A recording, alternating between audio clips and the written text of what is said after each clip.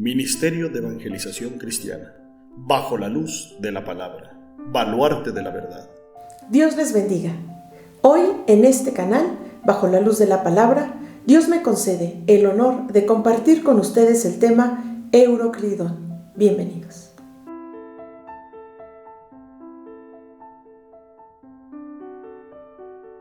Este tema se encuentra en el libro de Hechos, en el capítulo número 27. Y en esta historia se menciona a Pablo, un hombre que antes de ser un gran siervo de Dios, fue perseguidor de los cristianos, atrapando, aprendiendo y entregando en cárceles tanto a hombres como a mujeres, y que incluso consentía en que se les quitara la vida. Pero un día, cuando él se dirigía hacia una ciudad llamada Damasco, ahí en Siria, muy cerca de Israel, Dios, en su infinita misericordia y amor, lo llamó a través de una visión celestial para darle un ministerio, para ser su siervo, predicando, llevando el evangelio no solamente a judíos, sino también a los gentiles. Dios le perdonó todas sus transgresiones y Pablo rindió su corazón ante él, predicando a toda la gente que se arrepintieran y dejaran sus malos caminos, para que se convirtieran de las tinieblas a la luz, de la potestad de Satanás a Dios, y recibiesen el perdón de sus pecados. En este nuevo caminar de Pablo, ahora era a él a quien perseguían, maltrataban y encarcelaban. Y en cierta ocasión lo tenían preso en una ciudad que se encontraba en Israel, pues pretendían quitarle la vida solamente por predicar a Jesucristo, de su muerte, de cuando Él resucitó y de que solamente en Él hay salvación. Pretendían enviarlo a la ciudad de Jerusalén para ser juzgado, pero Pablo apeló para que lo mandaran a Roma, diciéndoles que él tenía la ciudadanía romana. Y así fue, así tenía que ser, pues recordemos que Dios ya se lo había revelado tiempo atrás, en una noche, cuando también lo tenían encarcelado en otro lugar. Y cuando le dijo: ten ánimo, Pablo, pues así como has testificado de mí en Jerusalén, así es necesario que testifiques de mí también en Roma. Bien, dice así: cuando se decidió que habíamos de navegar para Italia, entregaron a Pablo y algunos otros presos a un centurión llamado Julio de la compañía Augusta. Nos damos cuenta que esta narración menciona habíamos, es decir, en plural. ¿Por qué? Porque aquí está narrando esta parte de la escritura Lucas, este otro grande siervo de Dios, que también fue el que escribió el evangelio que lleva su nombre, pero también este libro, el libro de Hechos. Entonces entendemos que Lucas estaba, ¿verdad?, acompañando o estaba junto con Pablo.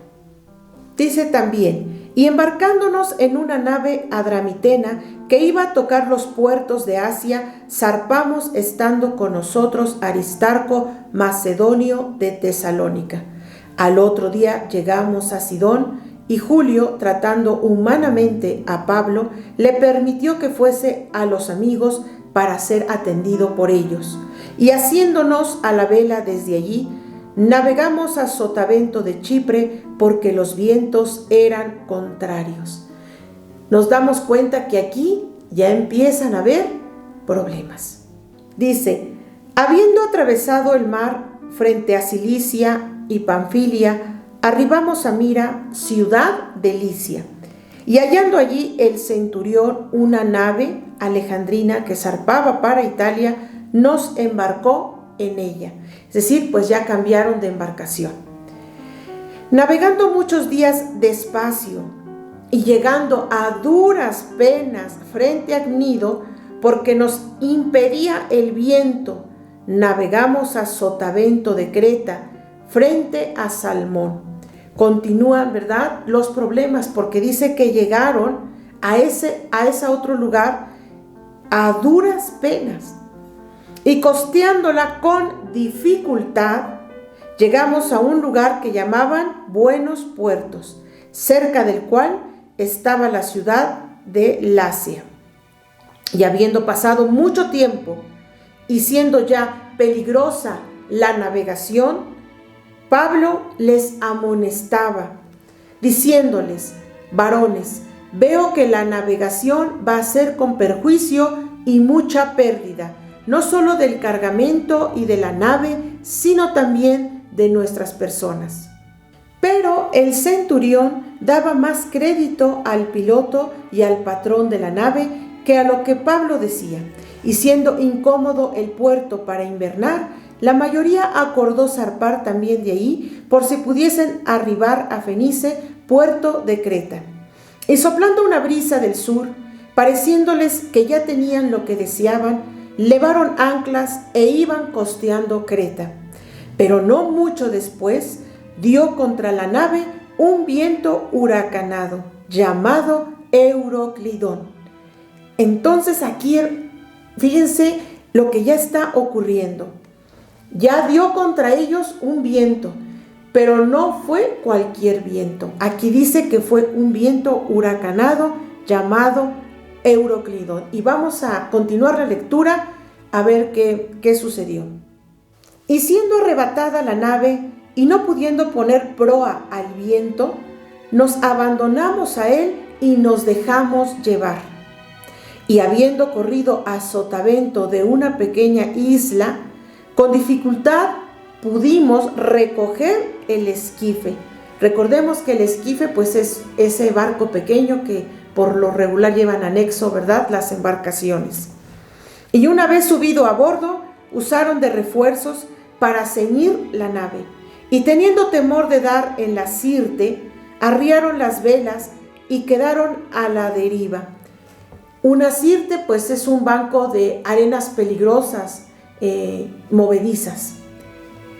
Pero siendo combatidos por una furiosa tempestad, al siguiente día empezaron a alijar. ¿Qué significa esto? Pues a aligerar la nave. Y al tercer día, con nuestras propias manos, arrojamos los aparejos de la nave.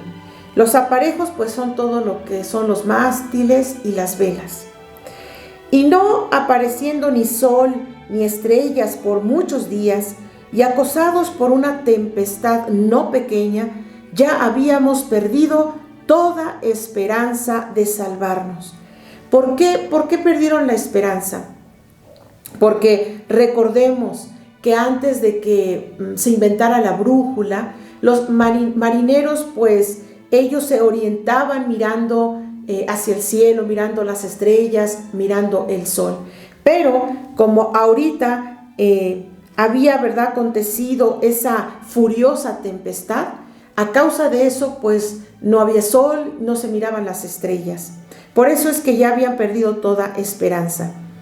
Entonces Pablo, como hacía ya mucho que no comíamos, puesto en pie en medio de ellos, dijo: habría sido, por cierto, conveniente, oh varones, haberme oído y no zarpar de Creta tan solo para recibir este perjuicio y pérdida. Pero ahora os exhorto a tener buen ánimo, pues no habrá ninguna pérdida de vida entre vosotros, sino solamente de la nave. Porque esta noche ha estado conmigo el ángel del Dios de quien soy y a quien sirvo, diciendo: Pablo, no temas, es necesario que comparezcas ante César.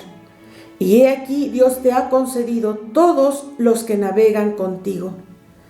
Por tanto, oh varones, tened buen ánimo, porque yo confío en Dios, que será así como se me ha dicho. Con todo, es necesario que demos en alguna isla. Venida la 14ª noche, y siendo llevados a través del mar Adriático, a la medianoche los marineros sospecharon que estaba cerca de tierra, y echando la sonda, hallaron 20 brazas. Recordemos que las brazas es una unidad de longitud marina. Y pasando un poco más adelante, volviendo a echar la sonda, hallaron 15 brazas. pues ya iba disminuyendo, ¿verdad? Esa longitud. Y temiendo dar en escollos, echaron 4 anclas por la popa, es decir, por la parte de atrás de la embarcación, y ansiaban que se hiciese de día. Ellos temían dar en escollos, ¿qué quiere decir? En un acantilado rocoso. Entonces los marineros procuraron huir de la nave, y echando el esquife al mar, aparentaban como que querían largar las anclas de proa. Pero Pablo dijo al centurión y a los soldados: si estos no permanecen en la nave, vosotros no podéis salvarnos. Bueno, entonces aquí nos damos cuenta que estos marineros procuraban ya salir de la embarcación, pero al tener ellos esa acción egoísta, pues iba a ser en perjuicio de todos. ¿Por qué? Porque ya no iba a haber ninguna persona que pues estuviera capacitada para dirigir la embarcación.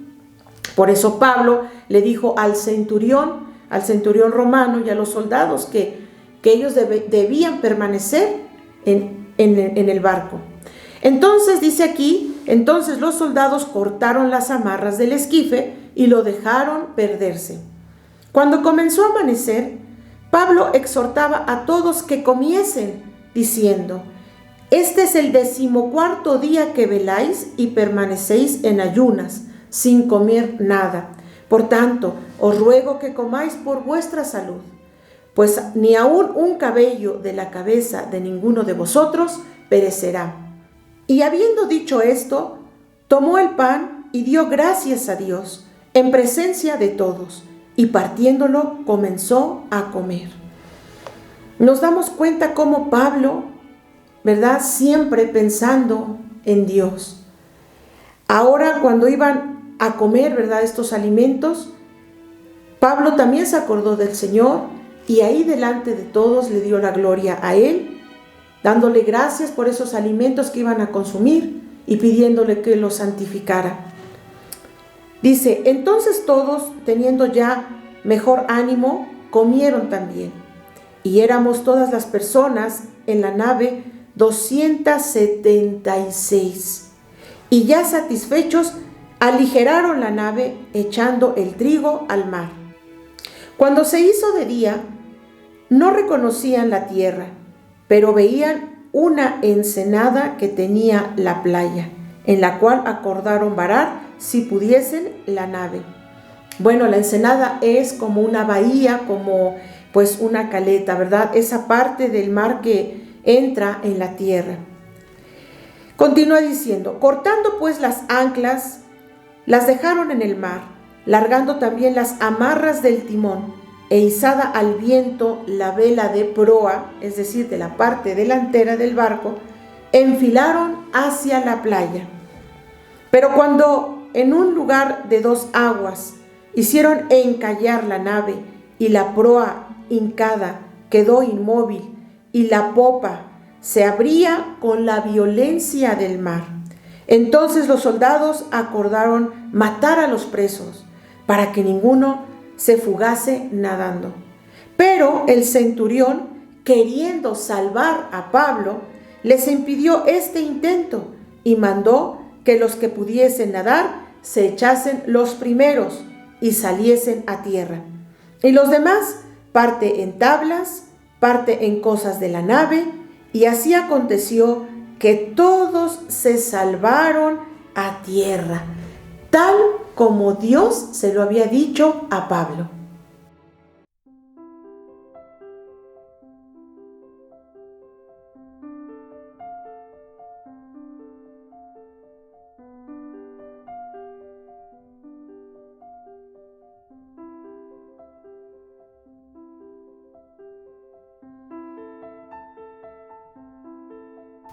Nos podemos dar cuenta cómo Pablo, siendo creyente y seguidor de Jesucristo, tuvo siempre a lo largo de este nuevo camino, del camino de santidad, muchas pruebas, dificultades y sufrimientos, al igual que nuestro Señor Jesucristo cuando estuvo en esta tierra hasta su muerte en la cruz. Pero a pesar de todo, Pablo siguió firme y prosiguiendo hacia la meta, al supremo galardón que Dios tiene preparado para todo aquel que permanezca fiel. Ese galardón que es la vida eterna con Él en el cielo.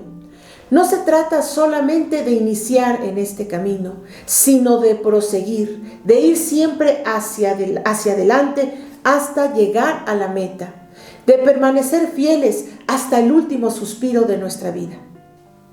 Debemos tener en cuenta que mientras estemos en este mundo vamos a tener sufrimientos por la maldad que hay, por la influencia de Satanás, el enemigo de nuestras almas, y también porque el ser humano prefiere siempre lo malo que lo bueno. Dios ya nos lo había advertido en su bendita palabra cuando nos dijo: mientras estén en este mundo tendréis aflicciones, pero confiad que yo he vencido al mundo. Entonces, seas cristiano o no, de todas formas habrá problemas. No todo va a ser, como dicen, color de rosa. Pero, ¿qué prefieres? ¿Pasar tus aflicciones, tus sufrimientos, tus problemas de la mano de Dios o lejos de Él? Definitivamente no hay comparación.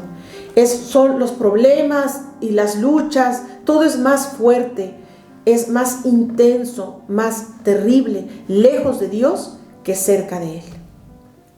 Estando en comunión constante con Dios, podremos superar con su ayuda cualquier tempestad, superar cualquier viento huracanado que llegue a nuestra vida, superar cuando llegue un Euroclidón.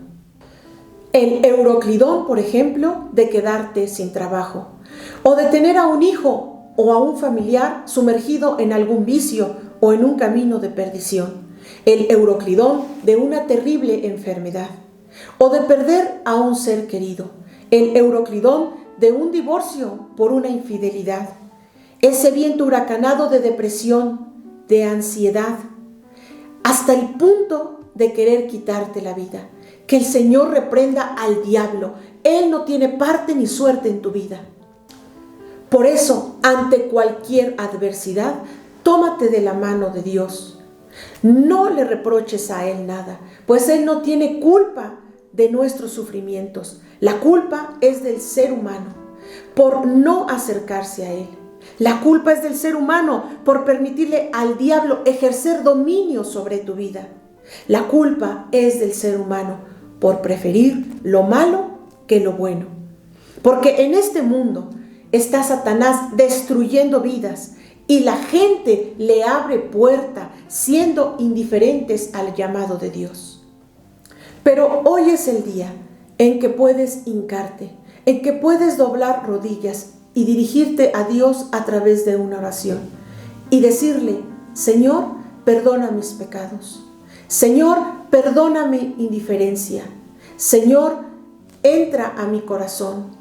Te entrego mi corazón, toma el control de mi vida, enséñame a hacer tu voluntad. Señor, te entrego este viento huracanado, te entrego este Euroclidón, te entrego mi problema. Jesucristo, ayúdame. No estás solo, no tengas miedo. Dios te está esperando con los brazos abiertos a que le entregues tu problema, pero sobre todo que le entregues tu corazón. Me dio gusto saludarles y compartir con ustedes este mensaje. Les esperamos, si Dios permite, en nuestro siguiente video. Que el amor del Padre, la gracia de nuestro Señor Jesucristo y la comunión de su Santo Espíritu sea con todos ustedes. Amén.